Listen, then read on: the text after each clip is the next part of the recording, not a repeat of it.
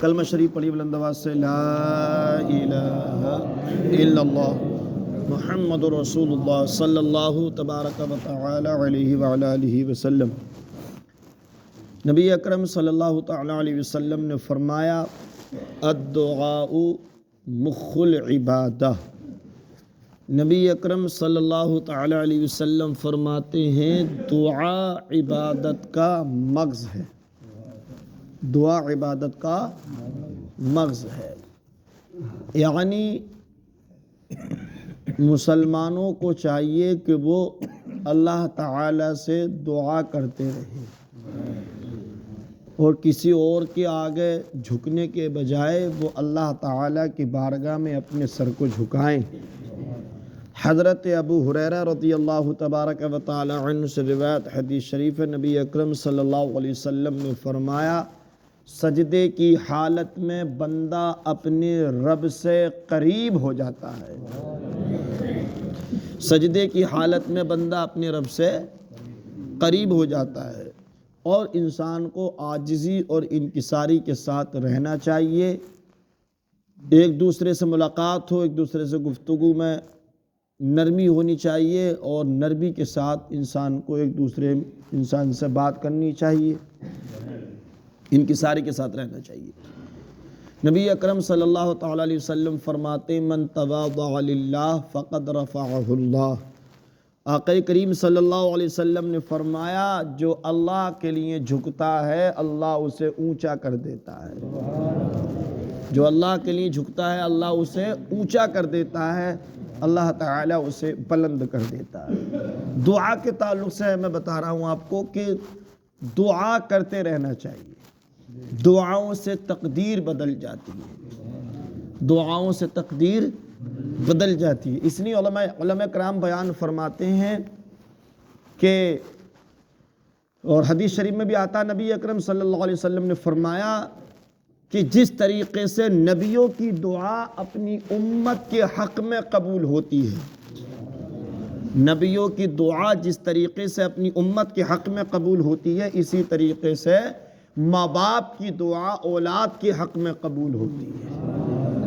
اس لیے یہ مسئلہ یہ بھی بیان فرماتے علماء اکرام کہ کسی کے بیٹے، کسی کی بیٹیاں، کسی کی اولاد کسی ماں باپ کو ستائے تو وہ غصے میں آ کے بد دعا نہ دے، کیونکہ اگر کسی کا باپ، کسی کی ماں اپنی اولاد کو بد دعا اگر وہ کر دیں گے والدین، تو وہ بد دعا اللہ تعالیٰ کی بارگاہ میں قبول ہو جائے گی، اور پھر اس کی اولاد جو ہے ان ماں باپ کی تباہ و برباد ہو سکتی ہے، کیونکہ ماں باپ کی دعا قبول ہوتی ہے اولاد کی حق۔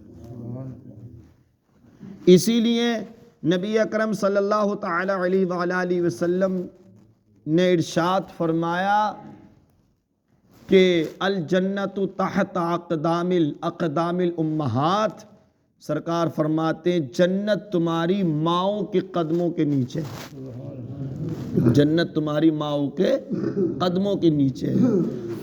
تو اس لیے کہ بہت بڑا مرتبہ ہے ماں باپ کا، تو ماں باپ، اگر ماں باپ اپنی اولاد کے لیے دعا کر دیتے ہیں، یعنی یہ سمجھ لو، یہاں تو علماء کرام بیان فرماتے ہیں کہ پیر سے بھی زیادہ، مولوی سے بھی زیادہ، کسی میاں سے بھی زیادہ تیرے حق میں تیرے ماں باپ کی دعا قبول ہوگی۔ اب ہم پیر صاحب کے یا میاں کے تو ہاتھ چومیں اور ماں باپ کو ستائیں تو کام نہیں چلے گا۔ 32 جگہ ایسی ہیں جہاں پر اللہ تعالیٰ نے اپنی عبادت کے ساتھ ماں باپ کے ساتھ اچھا سلوک کرنا چاہیے، اس کو بیان فرمایا ہے قرآن شریف میں۔ 32 جگہ ایسی ہیں۔ تو دعا کے بارے میں یہ بھی بیان فرمایا گیا کہ اگر کوئی شخص یہ چاہتا ہے کہ میری عمر بھی بڑھ جائے، میرا رزق بھی بڑھ جائے، اگر کوئی یہ چاہتا ہے شخص کہ میری عمر بھی بڑھ جائے اور میرا رزق بھی بڑھ جائے، تو فرماتے ہیں کہ وہ اپنی دعا میں ایک جملہ بڑھا لے، اس کے ماں باپ انتقال کر گئے ہوں تو اور زندہ ہوں تو وہ دعا میں ایک جملہ بڑھا لے کہ یا اللہ تعالیٰ میرے ماں باپ کی مغفرت و بخشش فرما۔ کیا کہے وہ؟ یا اللہ میرے والدین کی مغفرت و بخشش فرما۔ تو اگر کوئی بیٹا بیٹی اپنے ماں باپ کو دعا میں یاد رکھ لے تو نبی اکرم صلی اللہ علیہ وسلم فرماتے ہیں اس کی عمر بھی بڑھا دی جائے گی اور اس کا رزق بھی بڑھا دیا جائے گا۔ اور دعا مومن کا ہتھیار ہے، دعا مومن کا ہتھیار ہے۔ دعا کرتے رہنا چاہیے، دعاؤں سے تقدیر بدل جاتی ہے۔ نبی اکرم صلی اللہ تعالیٰ علیہ وسلم کی بارگاہ میں عرض کیا، یا رسول اللہ صلی اللہ علیہ وسلم کون سی دعا جلدی قبول ہوتی ہے؟ کون سی دعا جلدی قبول ہوتی ہے؟ تو نبی اکرم صلی اللہ علیہ وسلم نے فرمایا 3 وقت ایسے ہوتے ہیں کہ 3 وقتوں میں دعا جلدی قبول ہوتی ہے۔ 3 وقتوں میں دعا جلدی قبول ہوتی ہے۔ نبی اکرم صلی اللہ علیہ وسلم نے فرمایا ایک تو فرض نماز کے بعد دعا جلدی قبول ہوتی ہے، فرض نماز کے بعد دعا جلدی قبول ہوتی ہے، اور سرکار نے فرمایا رات کے آخری حصے میں دعا جلدی قبول ہوتی ہے۔ رات کے آخری حصے میں دعا، مثال کے طور پہ کوئی آیا تہجد پڑھنے کے لیے 3 بجے 4 بجے 2-2:30 بجے رات میں آیا، تو رات میں آئے گا تو کسی کو دکھانے کے لیے تو آئے گا نہیں، بندہ اپنے اللہ کی محبت میں ہی آئے گا، اپنے اللہ کو منانے کے لیے آئے گا۔ تو کوئی رات میں دعا کر رہا ہے، رات کے آخری حصے میں دعا جلدی قبول ہوتی ہے، اور سرکار نے فرمایا افطار کے وقت میں دعا جلدی قبول ہوتی ہے۔ افطار کے وقت میں دعا جلدی قبول، 3 چیزیں نبی نے 3 وقت سرکار نے بیان فرمائے۔ اسی طریقے سے اب مسجد میں آنے کی بھی دعا ہے، اللہم افتح لی ابواب رحمتک، یہ دعا ہے مسجد میں آنے کی۔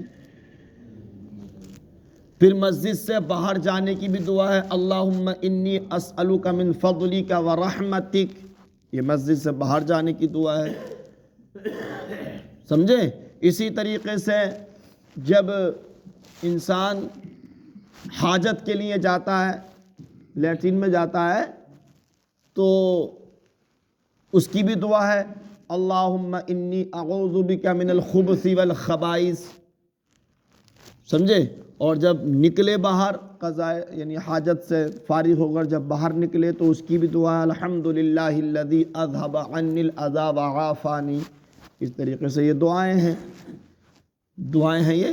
اور سونے کی بھی دعا ہے، جب انسان سوئے تو اس کی بھی دعا ہے، اللہم بسمک اموت و احیا، یہ دعا ہے جب انسان سونے کے لیے جائے تو۔ اور پھر جب سو کے اٹھے تو اس کی بھی دعا، الحمدللہ الذی احیانا بعدما اماتنا والیہ النشور، یہ جو ہے سو کے اٹھنے کی دعا ہے۔ تو دعائیں کیونکہ سنت ہے دعا پڑھنا، تو اس کی برکت سے انسان کی پریشانیاں بھی دور ہو جائیں گی، مشکلیں بھی دور ہو جائیں گی، اور زندگی میں اس کو چین اور سکون مل جائے گا۔ تو دعائیں کرتے رہنا چاہیے، بولو دعائیں کرتے رہنا چاہیے۔ قبرستان میں جانے کی بھی دعا ہے،